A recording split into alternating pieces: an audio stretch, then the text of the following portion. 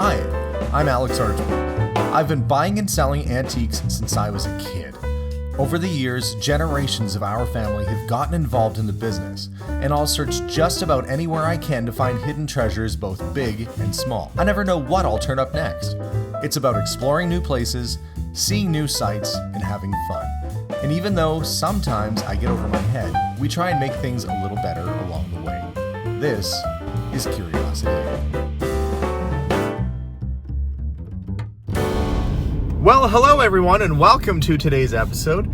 I am going to do a little bit of an unboxing here on today's episode, but as I'm on my way home with a trunk full of goodies from an estate that I just visited, I have to say, this is one of those moments where you don't know what you're going to end up coming back with when you leave.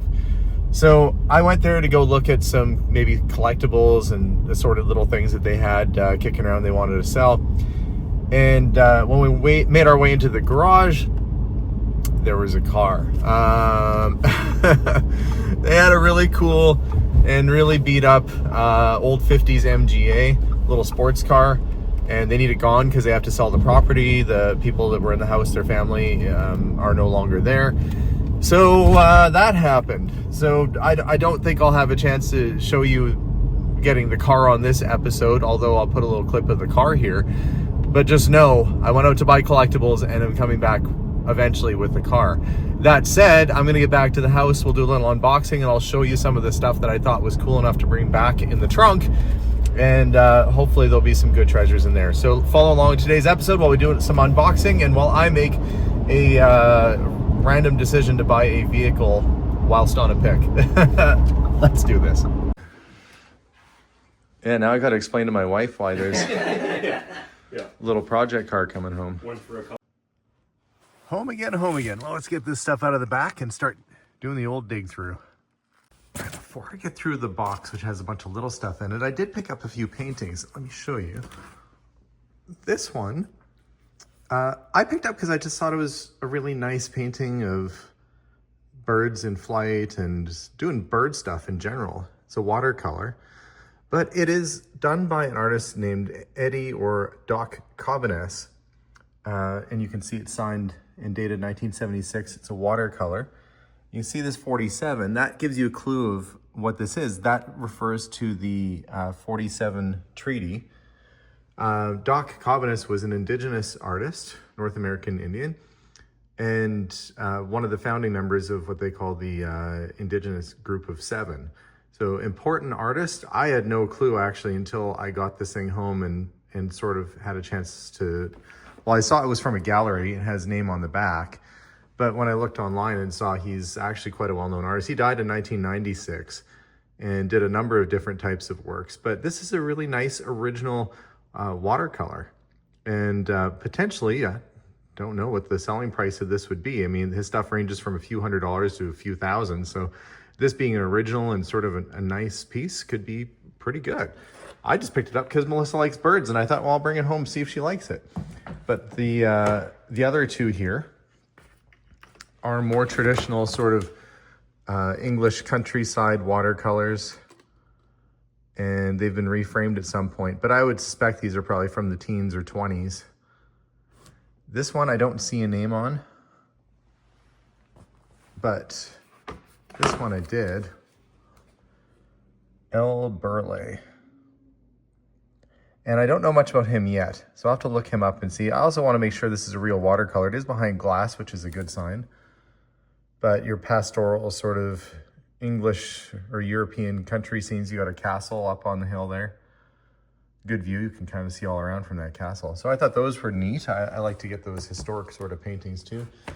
And this one Melissa quite liked, and I thought she would, which is why I brought it home. It's signed DJ Izzard, maybe is the name on the back. I'm not sure, but it's a sunset painting. I just love the use of colors, the sun setting down, the sky's turning purple. Maybe there's some docks or some rocks and stuff in the background. I just thought it was a really nice piece and probably something we might actually hang in our house. So kind of got that one just with us in mind. Let's see, what do they say about the artist on the back here? Harrison Galleries, fine paintings. Well, that's, oh, Daniel Izzard. Number 8358, 10 by 12s. Sunset over How Sound. And guaranteed original, it says. Well, it's always nice to get the gallery papers on the back. I'll look them up. Maybe some of you watching at home can put in the comments if you can learn anything about this person. Daniel, was it Daniel Izzard? Yeah, I think Daniel Izzard Art. Anyway, I thought it was super nice. So a few pieces of art that I thought were really cool, and you buy what you like, and these were ones that I liked. Artwork aside, time to go through the box. We have a leather beaded glove. This is North American Indian, indigenous, likely Cree, I would think, which is what we have in our area, or the Cree people. And there's the mate to it. You got this nice sort of wild rose pattern, which is a flower that's kind of prevalent in our area, but I thought that was cool. Always nice to see handmade beaded stuff. Oh, this was cool. I've never actually seen one of these before. It's a Hohner advertising ashtray for harmonicas, and it's got like this little, I'm gonna say German boy, sitting there playing a harmonica, perched atop the ashtray. Never have I seen one. So it's got a couple things going for it. One, it's advertising for a musical instrument. The other one, it's an ashtray, so it's got smoking collectability. And it's just, it's cool. I don't know who the maker of this was. Made in Germany. Yep. So I'm gonna guess that my little German boy thing was right. I would think this is probably worth about $100 or so, at least. Advertising ashtrays are always collectible, and that's a good one. Lots of people play harmonica, people are into blues and stuff. This was in the box as well. It's an old Viewmaster stereoscope. And let's see, lots of people had Viewmasters. And that looks like it's maybe Roy Rogers? Oh, Cisco Kid and Poncho. Ready to trap rustlers. So let's see what we had here. Banff, Alberta, St. Louis Zoo, Gene Autry and his horse performing elephants, Hopalong Cassidy. That's the sleeve for the one that's in there. And then we've got a whole bunch of loose ones. Oh, Huckleberry Hound, whole bunch of Huckleberry Hound. These were your primary entertainment when you were a kid and you went to grandma's house. You didn't have much else to do. There was no phone to occupy your time. They'd put you in the corner with one of these and you go stare out a window for a while. Like the original iPhone. But neat little thing. It's early, it's Bakelite. It's got all nice little Viewmaster reels with it, and the box. They're from the 50s. I thought that was cool. Speaking of neat things from the 1950s in their box, check this out. It's a Singer So Handy. Look at how happy she is. She kind of looks like Shirley Temple or something with those locks. But there's a girl, she's sewing. This was a little, actually made by Singer Sewing Machines. It's a functioning, real little Singer sewing machine. And this one was just in such nice shape. It's in perfect condition. It's got the box. It's got this nice black finish. Some were gray. The later ones were gray. This one is the black one. We've got the instructions for it, how to use it. And even the clamp that you'd use to clamp it onto your table, like so. You basically would have it on the edge of your table like this, and it would clamp on like that so that the kid could go to town cranking that thing like crazy, and you could actually sew. You could use this as a real little sewing machine. These typically sell for between $250 to sometimes around $400 depending upon condition. So that is a really nice little find. And what's even nicer is the fact that it had its original box too. So we've got that, we've got the lid for it. So I'm gonna put that over there with the other collectibles. That was a cool piece. Wind up bear. There was no key, but I have keys upstairs, so I'll come back to that. We'll wind it up and see if it works. There were, and I didn't go through any of this stuff when I was there. There we go. I think I've just got one more thing in here. Yeah. The watch I looked at when I was there, but I saw there was coins in some of these old leather pouches, and I just put it in my pile of stuff I was interested in. So we've got a nice little bowl of a chronograph. And it looks like pretty well brand new. I don't even know if it's been worn, but nice little watch. And the retail on that was $395 new. It's probably a few years ago now, but you could probably still get $100 and a half out of that watch on its own. So things are starting to add up. Oh yeah, before I get into the coin bags, which I'm really excited to go through because I have no clue what's in here. We're gonna do real-time discovery together. There was this old guitar in the case too. Guitars are always fun to have around. And this is a 1960s Framus acoustic. Neck might need a little bit of adjustment, but it's all there and it's got its case. These are German-made guitars. They're not worth a whole lot, a few $100s or so, but it's a, some of the electrics can be worth thousands from Framus actually, because they're really neat, but that's a nice early model.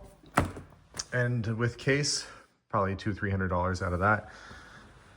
But now, for us to have a little fun and go through some of this stuff, let's see. First case we have, okay, those do have silver content. These 50-cent pieces that are US 1967 or prior Kennedy half dollars do have silver. Set those aside. There is a silver Canadian quarter, and that's 1967 Centennial. It's got the, was it the mountain lion, or it's got the big cat on there. And so just some collectible things. I don't know if those are actual. I don't think those are actual gold. Regular shorter quarters. Oh, somebody turned a quarter, 1952 quarter into a pendant. Silver though. A really old dime. 1920. That's actually not a dime. That's a, I think that's a 5-cent piece. Yeah, it's a 5-cent coin. Those are fairly rare. An old US quarter. Oh, it is quite old. 1898. That's going to be silver, but also just collectible. Where is this token from? Columbian Exposition, Chicago, 1893. Cool. Wow, that's older than I thought it was. And some foreign coins and currencies. So some stuff that's good and some stuff that's just sort of not worth a whole pile. I don't know what that is. That actually looks like gold. I don't think it would be, but I would say those are not going to be gold. But we'll set them aside anyway. Just so look through. It looks like it might be from Turkey or something like that. Okay. But there was a bunch of coins in here. I think this is all Mexican. Yeah, 1,000 pesos, maybe a couple American quarters in here. Don't see anything too outstanding. Dawson City, Yukon, $1 diamond tooth with some poker chips. If I make myself up to Dawson City, Yukon, maybe I can still use these. There's a $5 one at Birdie's, if Birdie's still exists, which I would kind of doubt. And a bunch of foreign coins in there. Looks like somebody made a trip to Mexico and kept all their change. Hopefully that's not what's in here, but these little pouches look so old. And I thought, well, maybe an old pouch has old coins in it. So let's see if I was right. Oh, what's that? These banknotes? Shillings. 10 shillings. United Kingdom of Great Britain. I don't know what year that's from. And what's this one? £1. Old £1 note.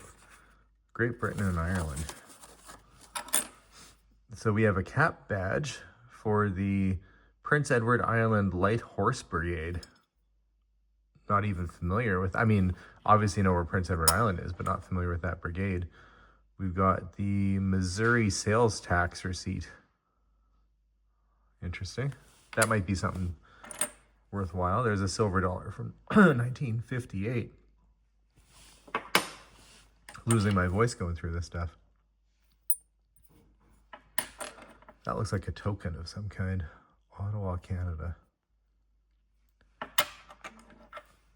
That looks substantially older. This penny has seen better days. I don't know what happened to them. They look almost ancient, like Roman coins. I think somebody's just beat the heck out of them. But those are very old British pennies. That would be, what was that, King George? I don't know. It's not even like shaped properly. It's not even perfectly round. I don't know what's happened to this thing. Can't quite read the year on it. Something 75, but that's an oldie. We'll set that aside to have a look at.